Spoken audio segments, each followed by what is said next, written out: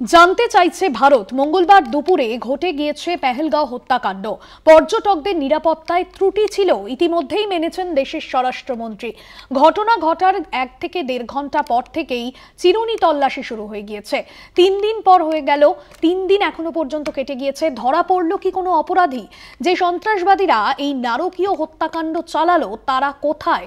ইতিমধ্যেই তাদের জন্য কিন্তু জম্মু কাশ্মীর পুলিশের তরফে যে স্কেচ প্রকাশ করা হয়েছে, যে 4 জঙ্গি এই নৃশংস হত্যার সঙ্গে জড়িত, এখনো পর্যন্ত তাদের কোনো খোঁজ পাওয়া যায়নি।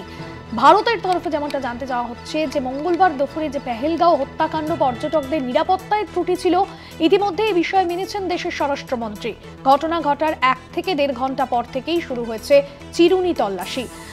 আমাদের পলিটিক্যাল এডিটর আশিস চট্টোপাধ্যায় রয়েছেন আমাদের সঙ্গে সরাসরি নিউজ রুম থেকে। আশিস দা, ঘটনার এখনো পর্যন্ত 3 দিন হয়ে গিয়েছে। জম্মু কাশ্মীর পুলিশের তরফে সন্ত্রাসবাদীদের স্কেচও প্রকাশ করা হয়েছে, পুরস্কার মূল্য ঘোষণা করা হয়েছে কেউ হদিশ দিতে পারলে। তবে নিরাপত্তায় যে বড়সড় ফাঁক ছিল মঙ্গলবারের যে ঘটনা, তা তো অবশ্যই মানছেন স্বরাষ্ট্রমন্ত্রীও। এখনো পর্যন্ত কি কি পদক্ষেপ নেওয়া হয়েছে যারা এই নৃশংস হত্যাকাণ্ডের সঙ্গে জড়িত? দেখো, সারা ভারত আজকে কতগুলো প্রশ্নের জবাব চাইছে, জানতে চাইছে ভারত যারা ওই নারকীয় হত্যাকাণ্ড করে পাহাড়ের ঢাল বেয়ে নেমে গেল নিশ্চিন্তে, তারা কি করে নামতে পারলো, কেন তারা যতক্ষণ ধরে ওই গুলি চালিয়েছে, তারা বেশ সময় নিয়ে কাউকে এদিক যেতে বলেছে, কাউকে ওদিক যেতে বলেছে, তখন নিরাপত্তা কর্মীরা কোথায় ছিল, নিরাপত্তার কি ব্যবস্থা ছিল? চাপের মুখে সর্বদলীয় বৈঠকে স্বরাষ্ট্রমন্ত্রী অমিত শাহ নাকি বলেছেন নিরাপত্তায় ত্রুটি ছিল, সেই জন্যই তো এই সভা করতে হচ্ছে। নিরাপত্তায় ত্রুটি মেনেছে কেন্দ্রীয় সরকার, কিন্তু ঘটনা ঘটার ঘণ্টা দেড়েকের পরে যখন ওখানে নিরাপত্তা কর্মীরা পৌঁছেছেন, তারপরে ঘণ্টায় ঘণ্টায় আরও শত শত সেনা কর্মী, আধা সামরিক বাহিনীর কর্মী, উন্নত যন্ত্রপাতি, সমস্ত ইন্টারনেট সমন্বিত, ড্রোন সমন্বিত গোটা ব্যবস্থা পহেলগামে ছেয়ে ফেলেছে। তারপরে 72 ঘন্টা চলে যেতে দেখেছি। আমরা জানতে চাই, ভারত জানতে চায়, যারা এই অপরাধ ঘটালো তাদের একটা স্কেচ প্রকাশ করা ছাড়া, 3-4 জনের স্কেচ প্রকাশ করা ছাড়া আর কি অগ্রগতি ঘটেছে। গতকাল বিহারের মধুবনীতে যখন প্রধানমন্ত্রী আবেগমথিত ভাষণ দিচ্ছিলেন, তার পাশে তো দাঁড়িয়েছিল ভারতবাসী, আজও দাঁড়িয়ে আছে। সর্বদলীয় বৈঠকেও নানান প্রশ্ন তোলবার পরেও সমস্ত রাজনৈতিক দলের প্রতিনিধিরা জানিয়েছেন এ ব্যাপারে কেন্দ্রীয় সরকার যা করবে তাকেই সমর্থন জানানো হবে। কোনো দিকে তো কোনো বাধা নেই, দেশের মধ্যে কোনো রাজনৈতিক বিরোধ নেই, মানুষের মধ্যে কোনো রাজনৈতিক বিরোধ নেই। হিন্দু মুসলমান নির্বিশেষে সমস্ত সংগঠন এবং মানুষ চাইছে ওই জঘন্য নৃশংস নির্মম অমানবিক হত্যাকারীদের ধরা হোক, জীবিত বা মৃত ধরা হোক, তাদেরকে শাস্তি দেওয়া হোক। 72 ঘন্টা অপারেশন চালাবার পরে সেই অপরাধীরা কোথায় জানতে চাইছে ভারত।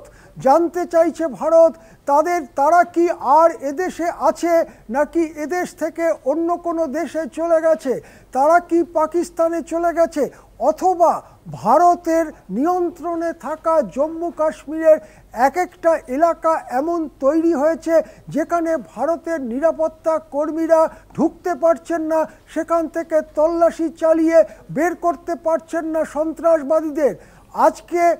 কালকে রাত থেকে লাইন অফ কন্ট্রোল, যেখানে দু দেশের সেনাবাহিনী মুখোমুখি দাঁড়িয়ে আছে, সেই লাইন অফ কন্ট্রোল থেকে গুলি চালনা শুরু করেছে পাকিস্তানি সেনাবাহিনী। সে খবর আমরা কলকাতা টিভির পর্দায় করেছি। তার জবাব দিচ্ছে ভারতীয় বাহিনী, সেই খবরও করেছি। কাশ্মীরের বিভিন্ন জায়গায় ঘাঁটি গেড়ে বসে আছে সন্ত্রাসবাদীরা, তাদেরকে ঘিরে ভারতীয় বাহিনী তাদের সঙ্গে লড়াইয়ে যুক্ত হয়েছে, সেই খবরও আমরা করেছি। কিন্তু তাহলে কি বোঝা যাচ্ছে যে কাশ্মীরের এক একটা জায়গায় পাহাড় ঘেরা জঙ্গল ঘেরা দুর্গম জায়গায় ইতিমধ্যেই পাক মদতপুষ্ট লস্করি তৈবা মদতপুষ্ট জঙ্গিরা ঘাঁটি গাড়ল। কি করছিল ভারত সরকার? জম্মু কাশ্মীর তো কেন্দ্র শাসিত অঞ্চল, সেখানে সরকার থাকলেও সেটা দিল্লির সরকারের মতো, আসলে সমস্ত ক্ষমতা কেন্দ্রের হাতে। তার আগে নির্বাচনের আগে কেন্দ্রই তো 2019 থেকে জম্মু কাশ্মীর চালিয়েছে। তাহলে কি করে এই সন্ত্রাসবাদীরা বিভিন্ন জায়গায় ঘাঁটি গেড়ে বসতে পারলো? যারা হত্যাকাণ্ড চালালো তারা কোথায় বাতাসে উধাও হয়ে গেল? কেন তাদের পাওয়া যাচ্ছে না? তাদের স্কেচ সত্ত্বেও কেন তাদের ধরা যাচ্ছে না? স্থানীয় মানুষের সহযোগিতা কোথায়? কার্গিলের সময় আমরা দেখেছিলাম পাকিস্তানি বাহিনী ইনফিলট্রেটররা অনুপ্রবেশকারীরা যে ভেতরে ঢুকে এসছে তা কে খবর দিয়েছিল কাশ্মীরের সাধারণ মেষপালক যারা, তারা খবর দিয়েছিল, সাধারণ মানুষ খবর দিয়েছিল। কাশ্মীরের সাধারণ মানুষ তো ভারতীয় বাহিনীর পাশে আছে। আজকেই পহেলগামের আওয়াজ আমরা শুনতে পাচ্ছি, পহেলগামে নারী পুরুষ নির্বিশেষে সমস্ত মানুষ কাশ্মীরিরা বলছে যে যারা এই হত্যাকাণ্ড ঘটিয়েছে তারা ইসলামের নাম করে ঘটিয়েছে, কিন্তু তারা ইসলামকেই হত্যা করতে চেয়েছে। তাহলে এত সমর্থন সব রাজনীতির দলের, সব মানুষের, সব ধর্মের, সব ভাষার, সেই সমর্থন নিয়ে ভারত সরকার কি করছে জানতে চাইছে ভারত। ভারত জানতে চায় যারা এই জঘন্য অপরাধ করে গেল তাদের হয় মৃতদেহ নয় জীবিত অবস্থায় তাদেরকে বিচার ব্যবস্থার সম্মুখীন করানোর জন্য আমাদের আর কতদিন অপেক্ষা করতে হবে? আমরা প্রধানমন্ত্রীর কথায় বিশ্বাস করেছি, তাদেরকে মাটিতে মিশিয়ে দেওয়া হবে, কল্পনার থেকেও বেশি শাস্তি দেওয়া হবে বলেছেন প্রধানমন্ত্রী।